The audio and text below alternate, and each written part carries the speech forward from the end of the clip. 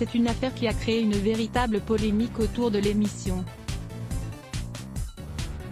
En février dernier, d'anciens tweets de The Vivi, alors sélectionnés lors des auditions à l'aveugle, ont fait leur apparition sur les réseaux sociaux. Des paroles jugées être à caractère homophobe et raciste, ayant ainsi forcé la production à prendre la parole. Nous avons pris connaissance hier des nombreux messages postés par The Vivi il y a plusieurs années sur son compte Twitter.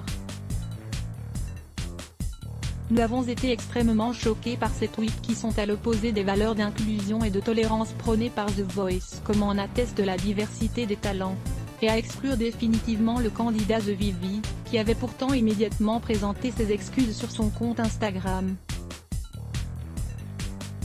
Malheureusement, ces messages restent incompatibles avec nos valeurs et avec sa participation au programme qui s'arrête aujourd'hui. Malgré ses excuses publiques, et son parcours exceptionnel, puisque ce dernier est allé jusqu'en demi-finale, The Vivi n'a donc pas réussi à convaincre la chaîne pour rester. Talent dans l'équipe de Vianney, le coach n'avait, depuis cette affaire, pas pris la parole. C'est lors d'une interview avec nos confrères de Télé Loisirs que le chanteur a exprimé sa crainte concernant l'acharnement dont le candidat a été victime durant plusieurs semaines. Toute cette histoire pose question, m'interpelle, sur la manière dont les choses peuvent s'emballer. Il ne faut pas s'acharner sur l'erreur d'un gamin de 17 ans. À cet âge-là, on est fragile. À son âge, le harcèlement, ça peut être très compliqué à vivre. Il faut faire attention aux gens. Mais également sur sa déception face à la situation. Je suis déçu parce qu'il a beaucoup de talent. Mais je suis déçu pour les gens surtout. J'aurais bien aimé que le public se régale avec les prestations qu'il nous a offertes dans The Voice. A contrario, concernant The Vivi, Vianney est confiant, pour lui. Je ne suis pas déçu parce que je pense que cette histoire va beaucoup lui apporter, dans sa vie d'homme, dans sa vie d'artiste. C'est un mec génial qui a tenu des propos inacceptables à un moment de sa vie. Mais il a su s'en excuser.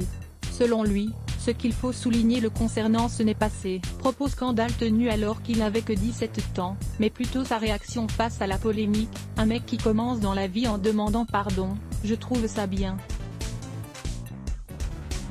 Ce n'est pas facile d'avoir cette humilité-là, de savoir dire pardon. Il ne s'est pas trahi en le faisant. Il l'a dit très honnêtement, ça fait partie de la personne que j'ai été, un adolescent un peu inconséquent. Du coup je trouve ça beau que, sans se trahir, ils demandent pardon et disent je regrette. Je trouve que ça lui donne une certaine noblesse. En mot de la fin, le chanteur a tenu à apporter son soutien à son ancien talent à travers une jolie phrase selon moi, la vie est toujours bien faite.